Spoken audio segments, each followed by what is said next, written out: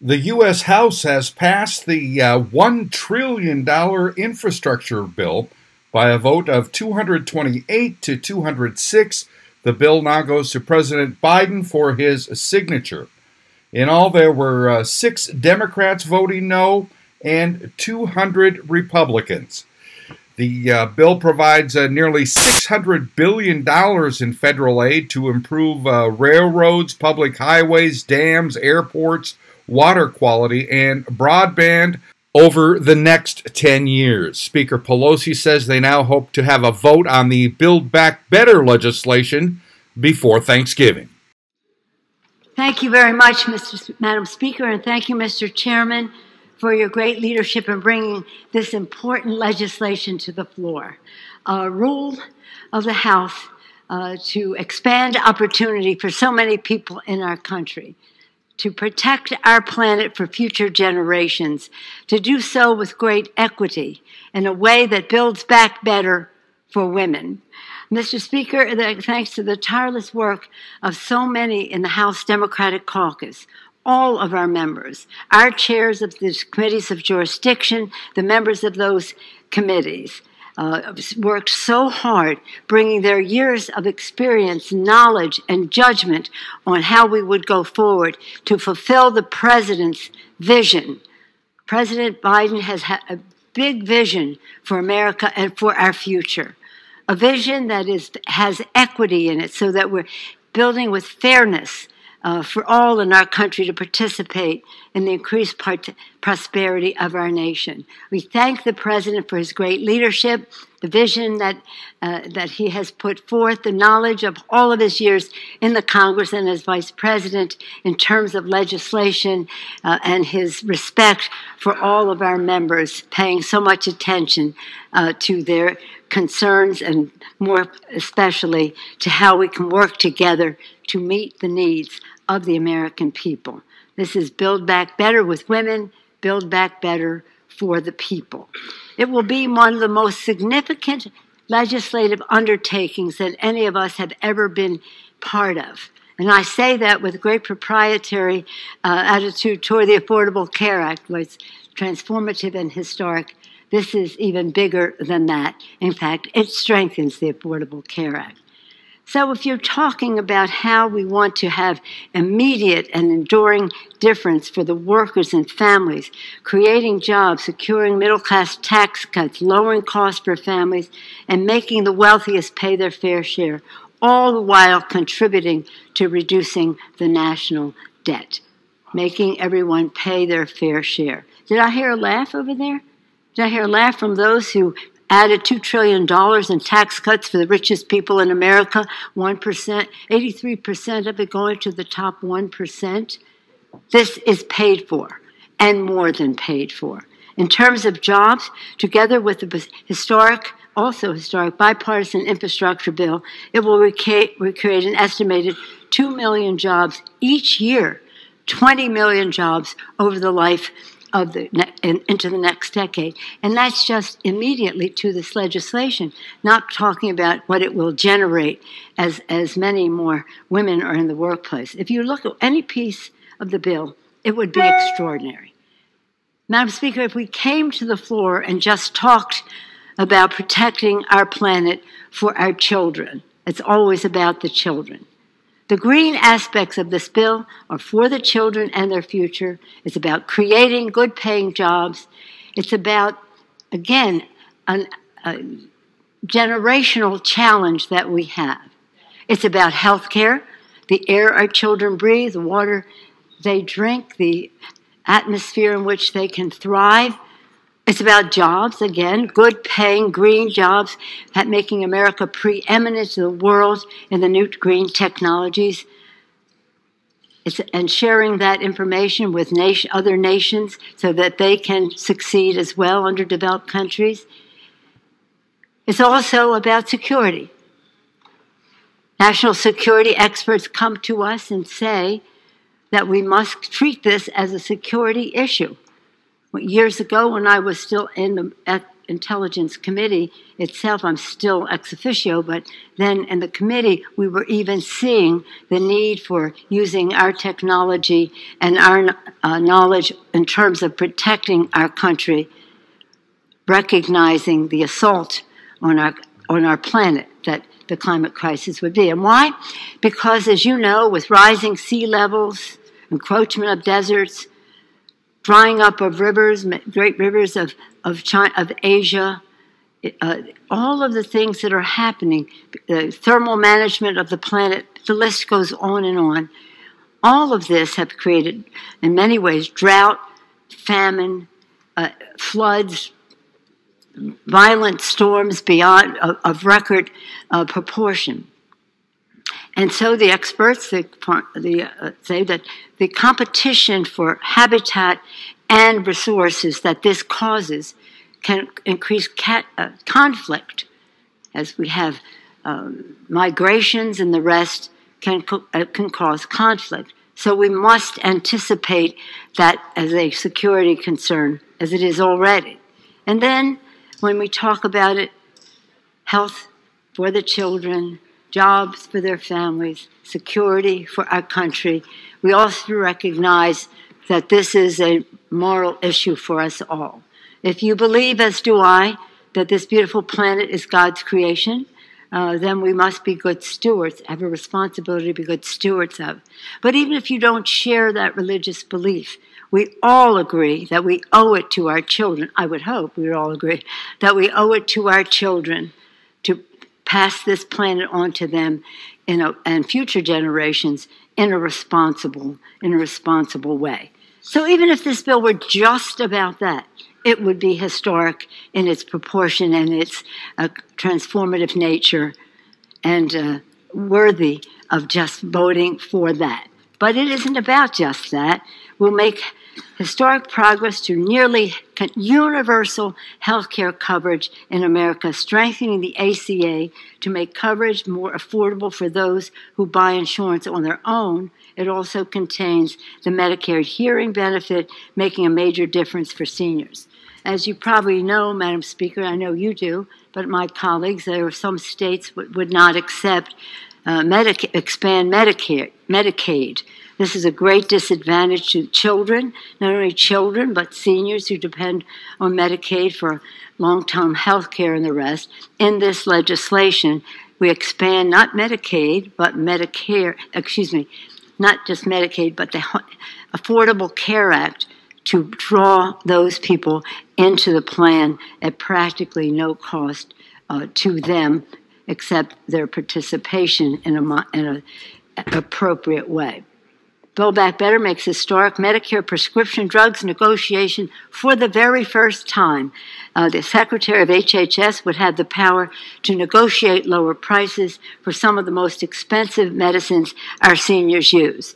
What's in the bill is a compromise. I have for a generation been fighting for this important provision for the Secretary to negotiate for lower prices, really since on this floor we passed Medicare Part D, which was a real giveaway to the pharmaceutical industry. This now reins that in. Under this agreement, when people go to the pharmacy, instead of paying hundreds and hundreds of dollars for their insulin, their bill will be capped at just $35 a month. Think of what the difference that makes in people's lives and how important insulin is to them. In total, the most that any senior would be allowed to pay for their medications in Medicare Part D per year is $2,000, not 1 penny more. And Big Pharma's outrageous price hikes above inflation will be halted, not only for seniors, but for all Americans.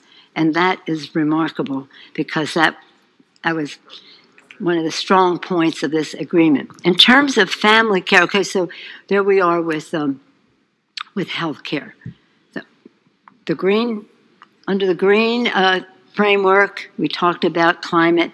Under the health, we talked about Affordable Care Act, Medicare, et cetera, and the prescription drug benefit.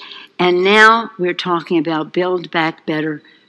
There's this hashtag, care can't wait. And indeed, it can't. and help is on the way. In terms of family care, Build Back Better is the most transformative initiative in children and caregivers in generations.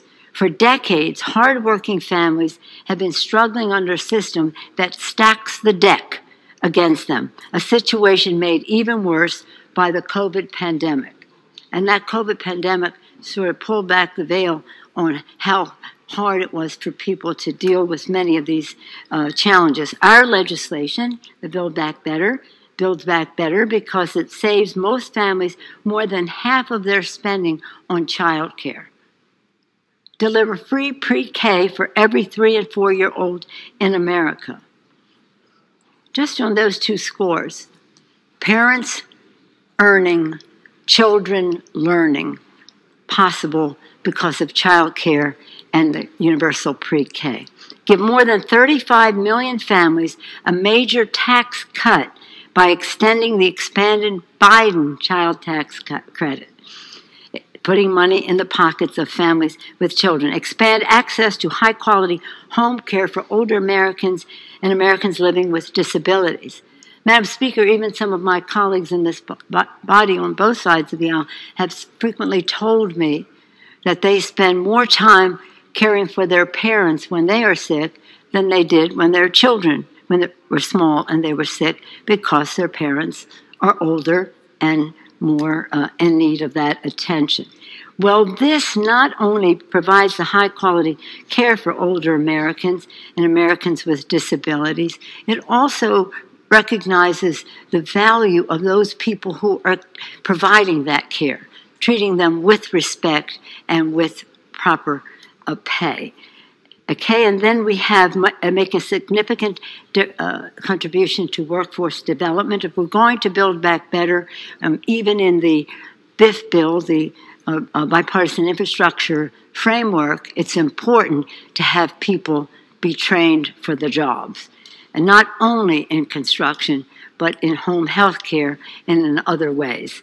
And doing so was very important to President Biden and to all of us, but this was a must for him in every aspect of the legislation, to advance equity and opportunity with investments in maternal care, nutrition, housing, and more. That equity is part of what's happening in the construction, in the infrastructure bill, and here. Must have equity. We cannot perpetuate disparities in income and living conditions and the rest.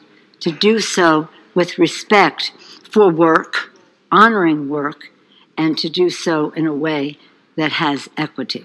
And we have included permanent universal paid medical, family and medical leave, which is a pillar for all of work for our families. I hope that this will stay in the bill. We must get children learning, parents earning, as I mentioned, in a way that assures women can follow a career path as they meet their family needs.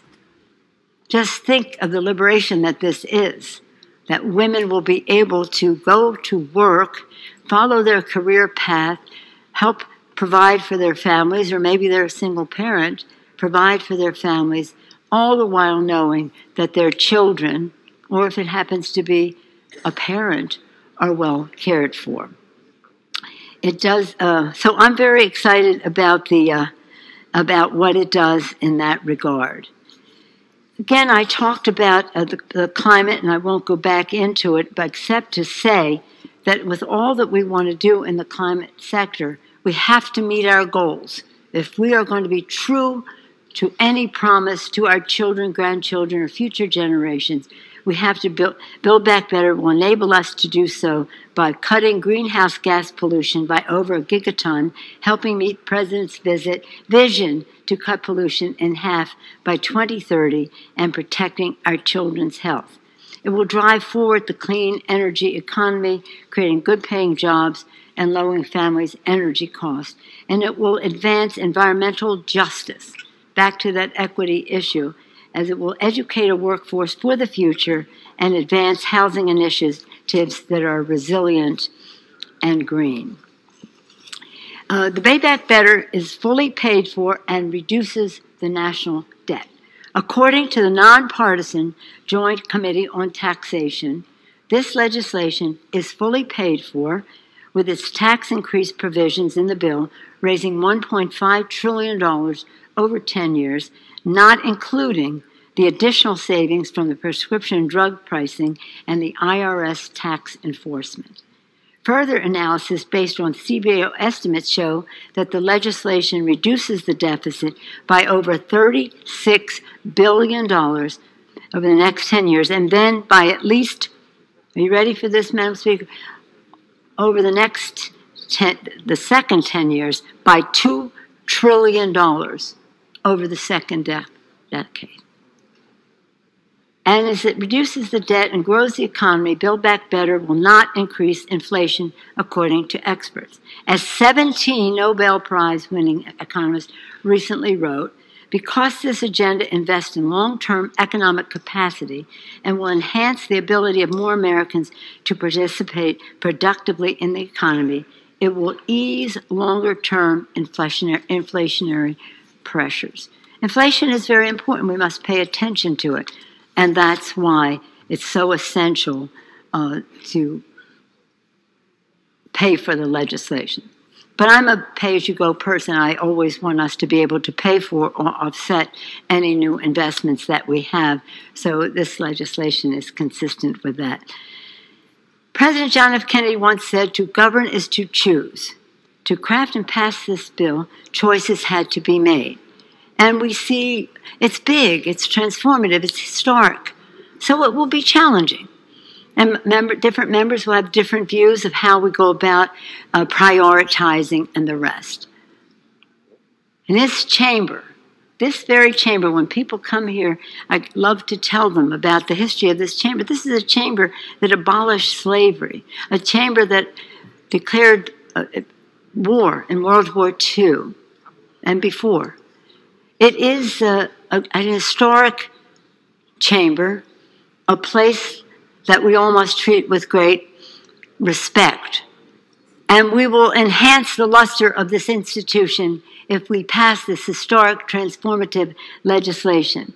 No piece of legislation contains everything, and once we pass Build Back Better, more work must remain to strengthen the financial security of America's working families, to improve families' health care, and to protect the planet and more. But we cannot and will not miss the opportunity to build back better for women, for children, for the people. The Build Back Better agenda creates more jobs, secures more major tax cuts for the middle class, and lowers costs for families while making the wealthiest pay their fair share. It's not punitive, it's fair share. And its agenda for workers, for families, for children, for the planet, and as I said, for women, and the passage of this rule will take a strong step in achieving this goal. So I urge my colleagues to support the rule. I do so with special, again, congratulations and gratitude to the distinguished chair of the Rules Committee, Mr. McGovern, the distinguished chair of the Budget Committee, Mr. Yarmuth, the chairs that you have heard from, so many of them here this evening, Mr. Richie Neal from Ways and Means, so important all of this, Frank Pallone of the Energy and Commerce Committee, Bobby Scott in terms of Education and Labor, three really important committees in the legislation, and Housing, Maxine Waters and her contribution in that regard, Mr. Grijalva in terms of climate issues in the Natural Resources Committee. The list goes on and on. And it is a list, really, a gallery of heroes, of people who have brought their knowledge, their experience, their legislative skills to bear, their knowledge and therefore their judgment to get the job done for the people. And we do all of this in such a way that has equity. And so we thank the President of the United States for his extraordinary leadership, his encyclopedic knowledge of what is in the legislation, because he's been working for these issues so long, for the opportunity it will provide for families, children, dads and moms who need to have help at home, and to do so in a way that treats people with respect. Respect for their work, respect for their families, respect for their future. With that, Madam Speaker, I yield back the balance of my time and urge a yes vote on the legislation.